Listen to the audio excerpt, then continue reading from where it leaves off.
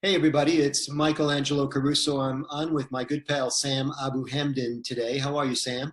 I'm doing well. How are you, Mike? And when I ask Sam how he's doing, I mean it, man, because this guy is just now coming back from a devil called COVID-19. Yep. I when I found out you were sick, I of course wanted to wish you and did wish you and the family the best. And I'm so glad we get a chance to talk online here because I think a lot of people misunderstand how this illness comes on. I think there's a lot of misunderstanding about how it manifests. And then now we're having challenges with the political ramifications and the economic ramifications, and we're kind of forgetting about the actual pain of going through this. And so I'm glad you're with us today to kind of take us through this. Thank you, Michael. Glad to be here. Thank you. Before we get started, everybody, if you have comments or you want to share this video, you're welcome to. I have the good fortune of interviewing interesting people like Sam on this YouTube channel. You want to subscribe to the channel and ring that silver bell to be notified of new videos. And let's get the word out about COVID-19 and what this means to society. And let's do better with it next time. I haven't met a single person, Sam, that hasn't thought we could have done something a little bit better. This is called the novel coronavirus. Novel means new. And a lot of people don't know this. When we say COVID-19, it's not the 19th iteration or the 19th version of it. It's called 19 because it was discovered in 2019. That's right. Right?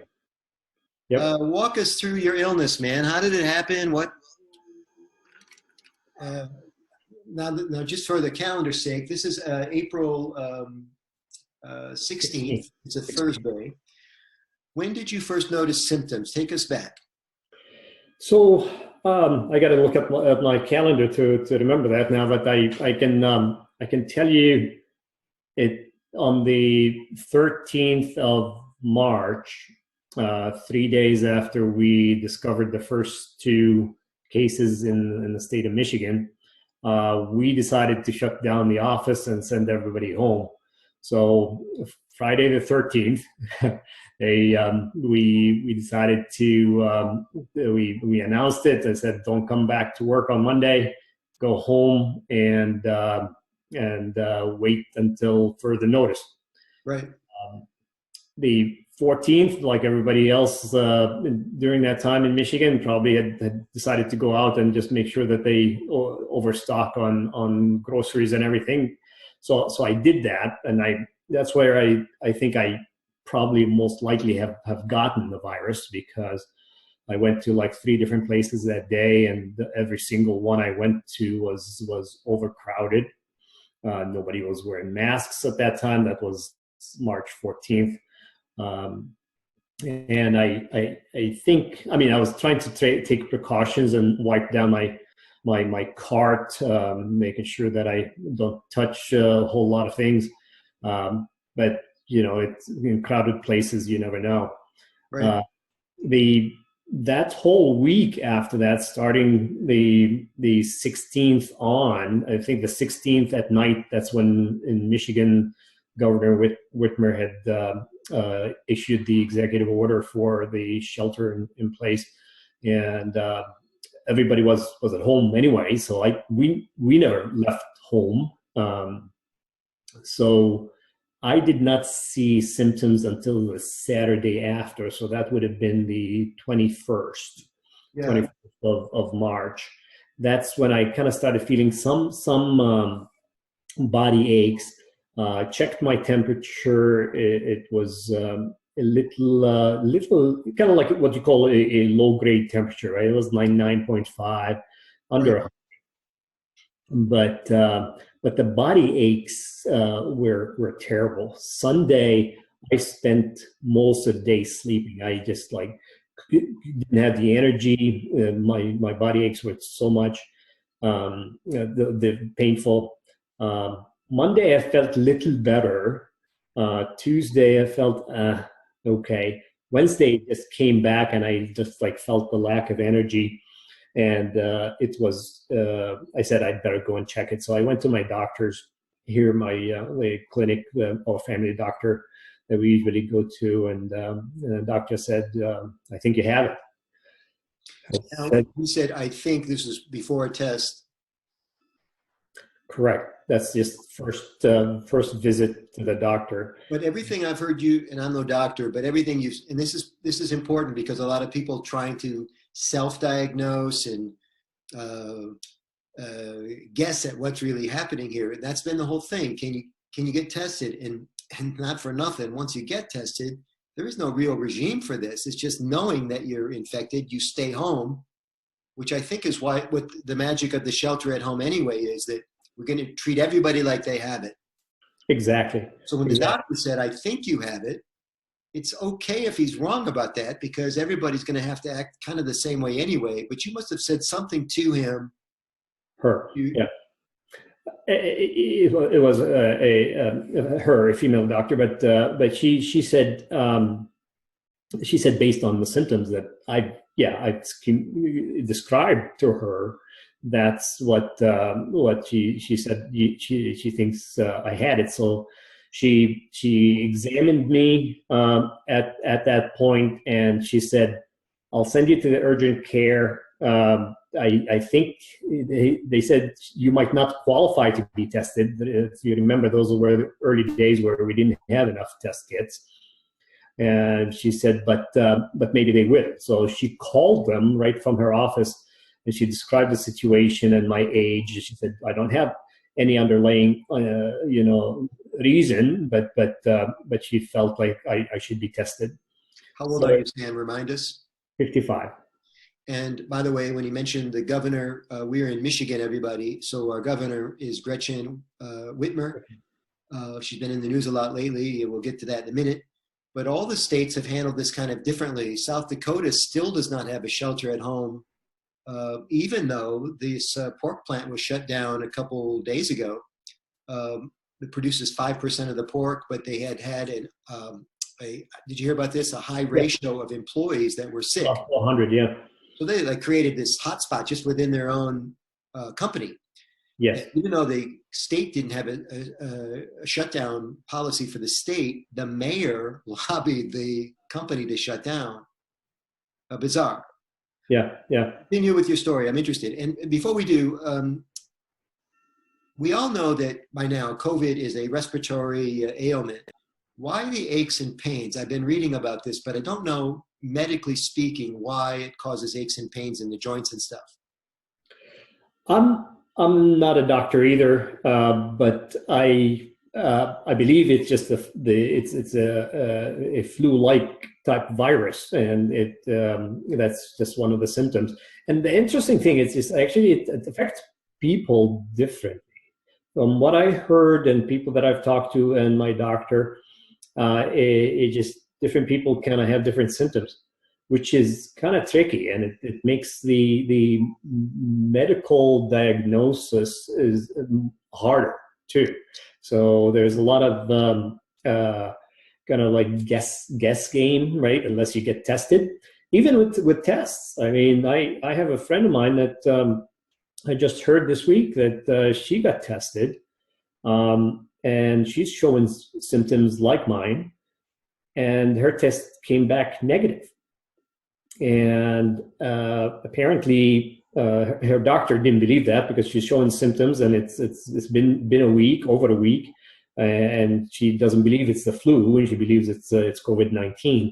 So she's treating her as if she has COVID-19, and she told her that tests are given or have been about 30% testing kind of false negative. 30%. Yes, and which is kind of scary also in itself. Yeah, big time. Yeah. So back to the symptoms for a second. You said that we talked offline a bit about the symptoms. I don't remember you mentioning fever and sweats and stuff. Did you get that? The first week was low-grade temperature, right? Okay. Probably about didn't cross 100.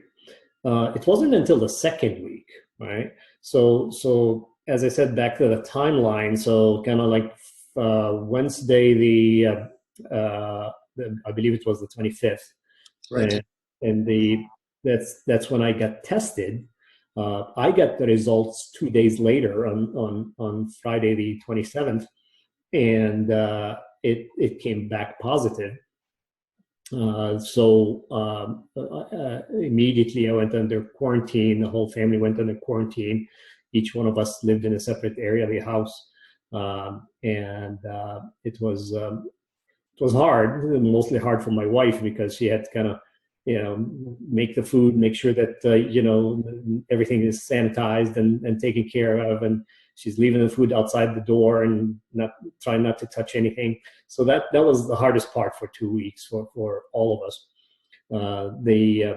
But the second week, starting that second weekend, that's when I started getting higher fever. It started crossing 100. It went as high as 102.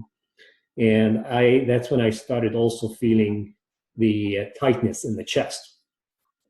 And that's when things kind of started going downhill because I got stressed out over it. I mean, I was panicking, right? Because I didn't want to go to the hospital. I was trying to fight as much as I can not to go to the hospital. My doctor at that time started doing what they call telemedicine, right? So she started calling me every day, setting up this video call, and going through kind of like examining me, asking me questions, making sure that things are going okay. One of the things that we were lucky. I thought about getting one of these oxygen saturation meters. And we found one that is that a clip on the finger? Actually, yeah, I have it right here. It's one of these things in here. You just put your fingers in one end, and it's kind of showing you the saturation and the pulse, which was good because I was feeling the tightness in the chest, but I didn't want to get scared that I go to the emergency room. I wanted some kind of number that I go by. And my doctor said that was a good thing because the magic number is kind of like 90%. You don't want to go below 90%. Explain 90%. 90% oxygen, 90% what? Capacity? 90% oxygen saturation in your blood. Okay. So I've had in my life, I'm trying to relate to this, and I know people are going to have questions, and so I'm trying to ask questions for them too. I've had in my life maybe two, what I could best describe as panic attacks, where I had trouble breathing. They were separate and apart. Haven't had one for a long time. Don't even know what brought them on. I must have been having some stressful things going on in my life. It is terrifying when you can't breathe. It is. What are you saying that with this number, because it's a head game, once you realize you're having trouble breathing, you go into panic mode, which causes more breathing problems. That's but right. The number was a way of rooting you in reality. Yes? Absolutely. That helped a lot because I mean, I've had panic attacks too in my life more than twice, and they are not fun. And so this, just the thought of that you can't breathe, right? Yeah. And I tried to get out of my doctor. It's just like, okay, how would you define when do you go to the emergency room or the hospital? And one of the things that they mentioned to me is just like, okay, if you get out of bed and you wanted to go to the bathroom and can't make it to the bathroom, that's an indication that you need to go to the emergency room. Because and I thought you physically don't have the stamina or the wherewithal or the breath to walk a few steps. Correct.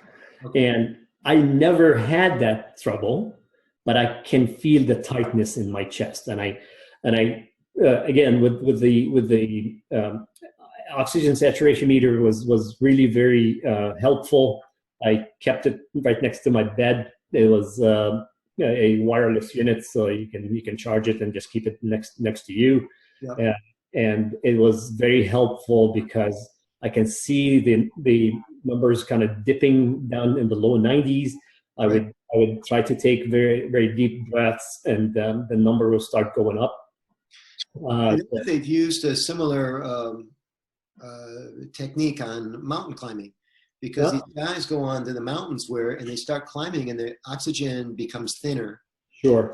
And they panic Same basic problem, tightness in the chest. I can't breathe. I'm going to go back down. I just can't make it. But they've all paid a lot of money to be up there, and the guides know this. So they run their numbers, probably with that same damn meter, and say, Sure. your numbers are good. Let's keep going.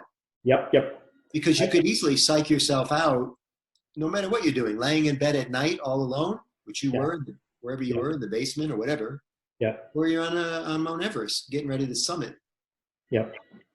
You also mentioned, by way of symptoms, headaches, Oh yeah. which you described as the most severe, persistent, like headaches 24/7. Tell us about that. Yeah, and those also happened the second week. So along with the tightness of the chest and the hard breathing, I think it was that Tuesday, the 20 whatever 31st. That was when I had my first headache, and I didn't think much of it until it just lingered on. It kept going and going nonstop from Tuesday until the Monday after. Wow. And that was the worst headache. I don't usually have migraines. I do not get them. But from what was described to me before, they sound like, or they felt like migraine headaches. And it was very bad. As it turned out, when I mentioned that to my doctor, she said, yeah, that's a symptom of COVID-19. The one thing in the back of her mind that was a concern was encephalitis, because there were some rare cases where COVID-19 have caused encephalitis in the brain, where you had some hemorrhage of some blood that causes some pressure on the brain. And that's also all because of your body really kind of trying to react to the virus. So you have these I think it's called cytokines, yeah, that your body produces in order to kind of fight the virus or whatever your body is being attacked by. And sometimes if you produce too much of them, it would cause that hemorrhage, and it would cause the pressure on the brain, and then the encephalitis and the headaches is a result of that. So she was constantly, every day when she was calling me when I was complaining about my headache during that second week, trying to do the neurological kind of exam and test me if I was showing any sign of encephalitis, and kind of like the balance, the walking, the neck, the flexibility of the neck. That's all of these things were kind of neurological signs that I could have had another problem, which would mean also that I had to go to the hospital. Right.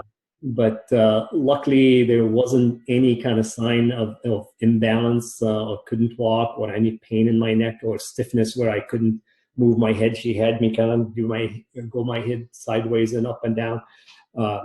And balance my arms in front of me while my eyes are closed, all these kinds, just to make sure that I didn't have any neurological issues. Now, were you taking any meds, Tylenol, ibuprofen, aspirin? What do you take for COVID-19? Yeah, so that's a very good question, because apparently you're not supposed to take any of the ibuprofens or any of the NSAIDs.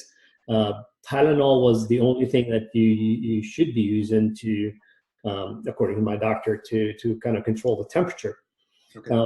fever. When I had the headaches, my doctor wanted to put me on some narcotics. And I kind of didn't want that either, because of the opioids and everything else. But I wanted to kind of stay on the Tylenol and see if it can at least take the edge off. But it was hard, especially after the second and third day. Yeah. So I ended up taking the narcotics that she just prescribed me, very low dosage of tramadol. And that's like 50 milligrams, and that helped take the edge off. Yeah, Much better than the Tylenol. People say that nighttime is the worst. Would you concur? I would, yes. What is it about nighttime? I'm not sure. I think in the morning you probably wake up after you sleep, if you can get some sleep. You are resting, maybe or have rested and have some more energy, and maybe you can go through it'll help you go through the day. But by the end of the night, maybe you just had it, right? I don't know for sure. I Tell can't. us about the sleeping on the stomach. That was a real find for you and others. I've heard this. Yes, so that helped with the tightness of the chest. My doctor had mentioned somebody at St. Joe.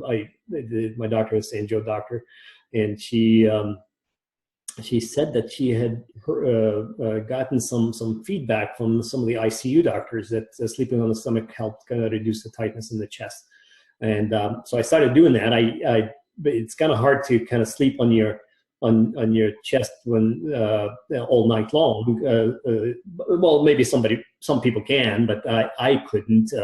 I usually move a lot at night myself, and I would start out on my chest, and I would turn and turn.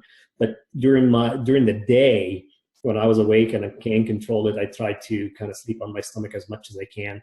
It does help. And the explanation for that is just like it kind of helps expand your lungs, kind of like in your rib cage, and it kind of opens them up a little more, reduces the pressure and spike.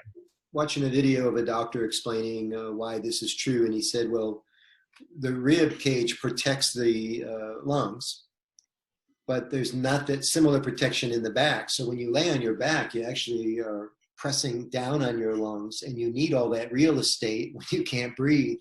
So by moving down onto your belly, lungs, which I didn't know this, they go all the way up almost to the collarbone and all the way down to your belt line.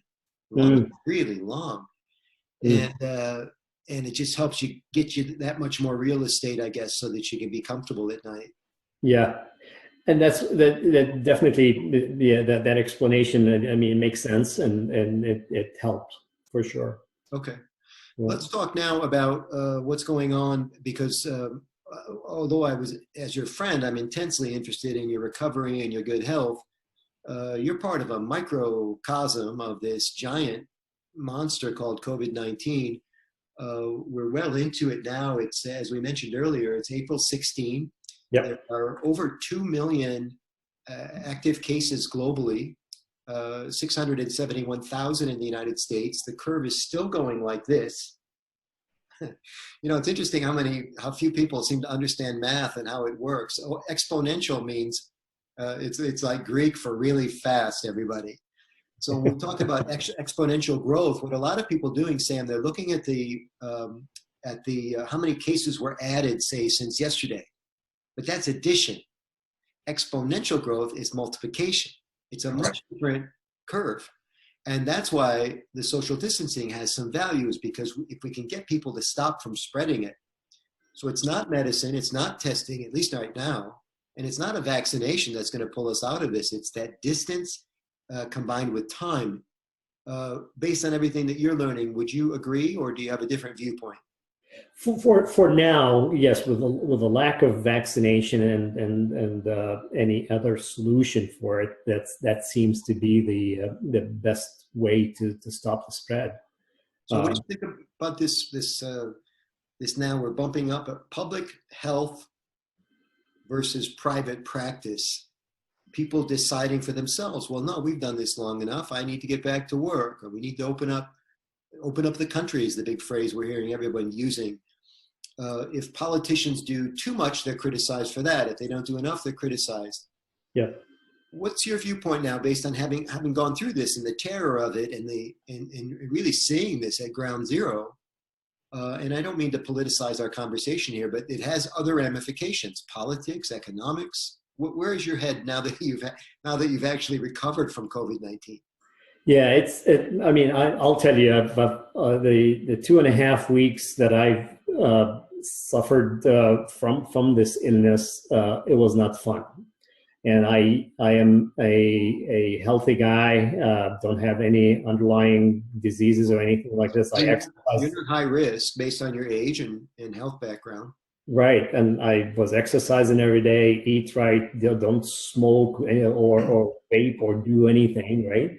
Yeah. And it knocked me out. It took the wind out of my sails. So I can imagine how hard it is for somebody that is older or somebody that has an underlying reason or medical reason that it's scary. Yeah. You could die or have some really serious medical conditions. So it's the price that we would have to pay, and people have to understand that as the if we want to open up the country so that we can improve the economy. I'm all for improving the economy, but at what price? Yeah. It's interesting too that it seems to me like a lot of the people that are thinking that we should abandon the protocol and get back to work. None of them have been sick, certainly, because if they had been sick, they would understand the terror. Yes. And they haven't lost anybody. So it's like, and I don't wish that they would lose somebody or get sick, but how can we help people understand, the reality of the situation? And by the way, for the cynics watching, and I know we're going to get some comments on this. Yeah, Sam was down for 2 weeks, and yeah, that's the price we pay. And he didn't die, did he? And all those things we're going to see in comments, all meant with love, I'm sure, Sam. But the thing is that to have this many people sick at the same time is the game changer, right? This is not the regular flu. Yeah, a lot of people get sick. A lot of people die from the flu. If one more person compares how many people die from the flu to this COVID-19 thing, that's not what we're comparing. That's apples to oranges. It's right. When everybody gets sick at the same time that causes problems. Absolutely. And we like here in Michigan, again, we got close to that where hospitals were at capacity, right?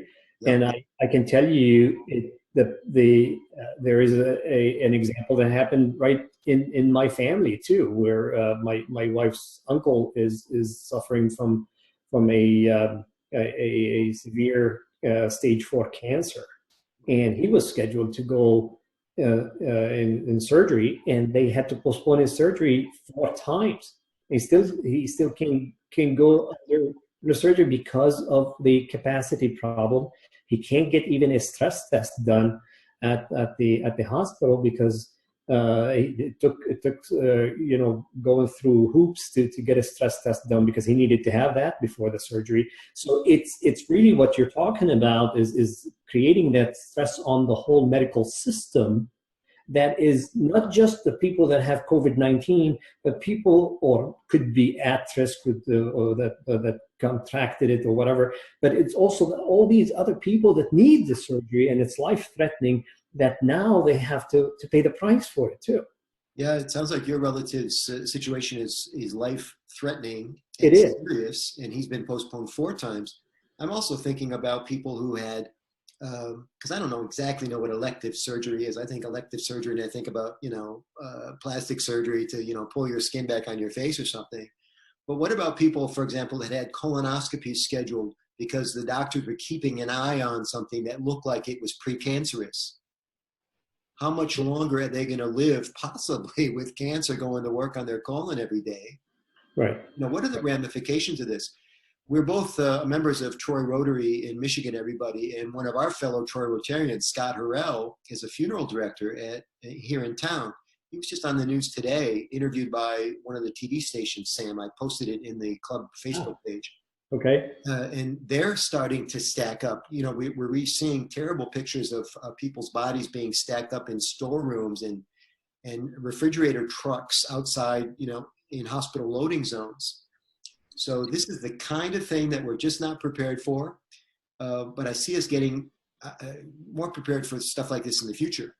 Yeah, absolutely. I mean, the thing is, I mean, you asked earlier about kind of like what is the solution and what can we do? I mean, because again, people want to get back to their normal life, whatever that new norm is going to be. Yep. But I think there is a way that a lot of people now that are recovering, like myself, hopefully we can get this antibody test spread, have enough of it going around so that we can test people. I mean, I'm planning on donating my plasma right away so that we could start helping other people. And I think there are a lot of people like myself that probably will do that, and we can gradually kind of start bringing the country back to normalcy, whatever that is again. And I think people that have recovered, people that got tested and they have the antibody because maybe they showed some symptoms, but they didn't really didn't affect them too much. All these people, and there's a good number of them, can start going back. And the ones that have underlying reason and they are at risk or high risk, I think those should be very careful going back or not go back at all, and try to work from home as much as possible until a vaccine is discovered. Because the price that we have to pay is you're going to pay the price with your life. And so is that a choice that you want to take or make? There's been a lot of talk about the right way to bring the economy back. And I'm distrustful of anybody that seems like they have all the right answers the first time we go through something. It doesn't seem possible. Right. But staging it seems to make sense. I think a lot of people that want to go back to work, and I'm like, well, wouldn't it be interesting if you worked really hard to get your business up and running and nobody came in? That's because true. you were too early, or because people didn't feel safe. I'm as a professional speaker, I can tell you I've had dates canceled for October and November. Wow. And we're talking about losing the entire baseball season. The mayor of Los Angeles said he doesn't see concerts or anything like that happening in the rest of the year, the balance of the year. So I encourage everybody to have some patience here. And I know you're all thinking, yeah, I've been patient and I'm done being patient. But science doesn't care what you think, ladies and gentlemen. And we have to figure this out and do what's best for everybody. And I don't pretend to have all the answers. But I hope by speaking with my friend Sam, somebody that's actually recovered from the illness just recently, that you've got a better perspective about what exactly is going on. Not what approximately is going on, but what exactly is going on. Yes. Sam, where are you on the scale of 1 to 10? Are you 100%, 90%, 80%? I would say 90%. I still feel the tightness of the chest. Very like if I have to talk for a little too long, I have to stop mid sentences and take a breath. I tried to take a walk on last Sunday, and as I said, I usually exercise every day. I tried to take like a couple-mile walk around the subdivision here. The last half mile was a stretch, and I could feel it. I was breathing heavy, and I know that you're back to work now. You're feeling better. You're yes. quasi-quarantine now with your beautiful family. I'm getting a sense you might be at a stand-up desk right now. Is that true? I am at a stand-up desk. Yes, I usually. So glad to see you're up and about in a literal sense. Yes. Well, I love you, man. I'm so glad that you're feeling better, and welcome back. Thank you very much, Michael. I appreciate it. Hopefully this, as I mentioned to you earlier, Michael, even before I had the sickness, and I wondered what does it feel like, from a survivor point of view. So I'm hoping that this had helped answer some questions and have help some I'm sure people. it will. Thank you very, very much. I appreciate you. Stay well, man. I hope to see you soon, okay? Thank you, Michael. Appreciate it. Bye-bye. Bye-bye.